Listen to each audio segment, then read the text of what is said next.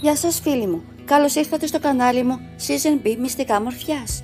Στο σημερινό βίντεο θα σας δείξω μια μάσκα με σταφύλι, ένα φρούτο πολύ γνώριμο στους περισσότερους, καθώς έχει αναγνωριστεί η αξία του ακόμα και από τον ιατρικό τομέα.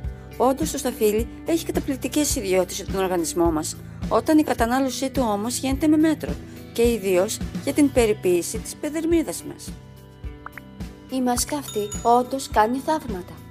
Αφήστε την να δράσει για 15 με 20 λεπτά περίπου και τα αποτελέσματα θα σας καταπλήξουν. Η δροσερή της υφή και οι ιδιότητες του σταφυλιού θα δώσουν στην επιδερμίδα σας μια νεανική, μεταξένια και ανανεωμένη επιδερμίδα. Όπως έχουμε πει και σε άλλο βίντεο, όταν έχουμε να κάνουμε με νέα υλικά θα είμαστε προσεκτικοί και θα κάνουμε πρώτα μια μικρή δοκιμή σε ένα σημείο του σώματός μας. Για παράδειγμα στο χέρι για τυχόν αλλεργικές αντιδράσεις. Ενδεχομένως να νιώσουμε μια μικρή αίσθηση σαν ελαφριά φαγούρα την πρώτη φορά. Κάτι παρόμοιο με την αίσθηση που νιώθουμε στα χέρια μας το χειμώνα όταν είναι σκασμένα και στίβουμε λεμόνια.